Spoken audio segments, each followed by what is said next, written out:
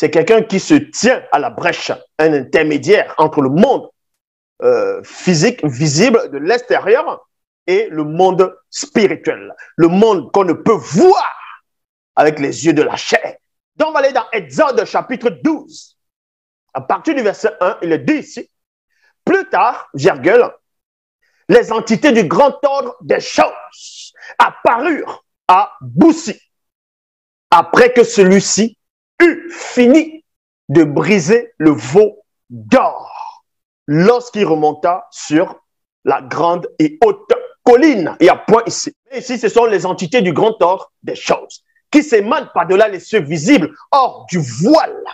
Ces entités sont venues dans le passé, qui était le présent de ceux du visible, à l'époque du puissant Moutapeda Moudi Boussi. Donc, cette entité vont parler à ce Moutapeda Moudi, à celui qui se tient à la brèche. Mais avant cela, Boussi avait déjà brisé le veau d'or. Il est parti en fait dans le chapitre 12 du livre d'Exode, verset 1 à 3 jusqu'à 4, en fait, pour démontrer que, voilà, que c'est là l'origine, en fait, des 10 commandements. Or, c'est pas possible, en fait. Si vous analysez très bien, vous allez vous rendre compte que c'est pas possible que c'est à partir de ce personnage qu'on nomme dans les Bibles classiques, Moïse, que les 10 commandements ont commencé. C'est pas possible, en fait. Alors, parce que si on s'en tient, en fait, si on prend pour référence, en fait, les Bibles classiques, vous allez vous rendre compte que c'est pas possible que, bon, vu que Adam est considéré, en fait, selon les Bibles classiques, est considéré comme le premier homme. Alors, comment se fait-il que le premier homme ne puisse pas maîtriser, en fait, les 10 commandements et que les 10 commandements viennent à partir de Moïse? Donc, vous voyez qu'il y a un problème, en fait, chronologique. Alors, mais néanmoins, entrons dans ce récit et analysons. Alors, il est parti dans le livre d'Exode. Ça, c'est son livre, hein. C'est son livre qu'il a écrit. Comme je dis constamment que c'est des choses qu'il a copiées un peu de partout. Alors, dans le chapitre 12, à partir du verset 1 à 3, à 4, il dit, plus tard, les entités du grand ordre des choses apparurent à Boussi après que celui-ci eut fini de briser le veau d'or lorsqu'il remonta sur la grande et haute colline. Les entités lui dirent, Boussi, Boussi. Il répondit, me voici. Elles lui dirent, sois attentif aux paroles qui vont sortir de nos bouches et enseigne-les au peuple. Maintenant, quand il dit enseigne-les au peuple, maintenant, c'est que les gens n'arrivent pas à se poser des questions. C'est que moi, je vous ai aidé à pouvoir comprendre, donc de manière brève, puisque j'ai déjà fait des enseignements par rapport à ça.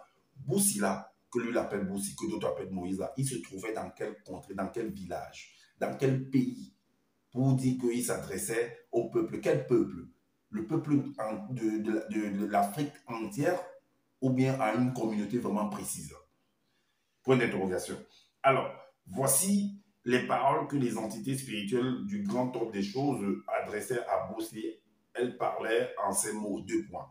Alors, ce que nous allons faire au travers de ce verset, chapitre 12, verset 1 à 4, en fait, c'est vous démontrer, parce que Zoula, en fait, au travers de ces propos, vous montrer que les entités, ceux dont il appelle les entités, les anges, peu importe les noms qu'ils viennent donner, en fait, ne sont que le grand ordre des choses également, ne résident pas, en fait, sur la terre.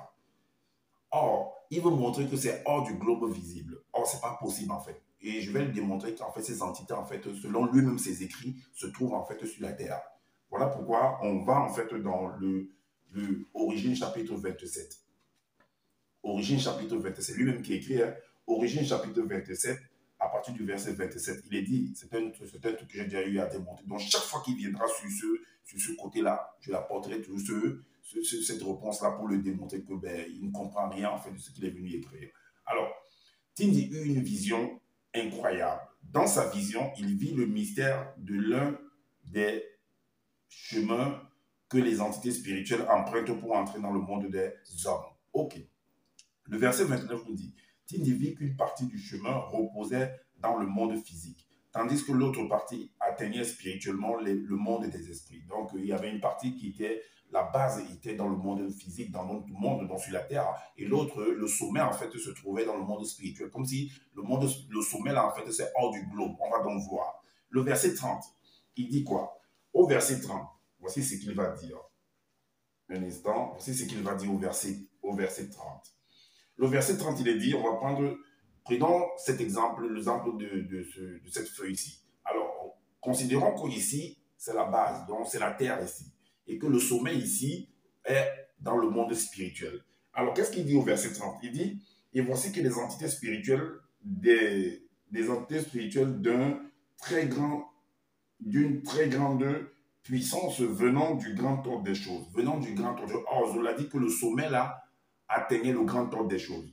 Mais vous allez vous rendre compte que le grand ordre des choses, c'est sur la terre en fait. Par rapport à ce qu'il écrit. Il dit, et voici que les entités spirituelles d'une très grande puissance venant du grand ordre des choses montaient. Venant du grand ordre des choses, normalement, s'ils étaient dans le... Si ici le sommet est considéré comme le grand ordre des choses, ça veut dire que si les entités montaient, ça veut dire qu'ils vont continuer vers le haut. Mais comment se fait-il qu'on dise qu'ils montaient vers le grand ordre des choses? Montaient, venant du grand ordre des choses, montaient et descendaient. Donc, si on dit qu'ils montaient, ça veut dire qu'ils quittaient avec la terre. Donc, le grand ordre des choses, en fait, considéré sur la terre, en fait. Est-ce que vous comprenez? Ok, là, on est d'accord. Maintenant, donc on vient de finir avec cette partie que le grand ordre des choses en réalité, selon lui-même, selon ses écrits, se trouve sur la terre. Donc l'esprit qui va appeler les entités, les anges, les cécis, les séraphins, peu importe les noms qu'il va donner, se trouve sur la terre, selon son livre à lui-même.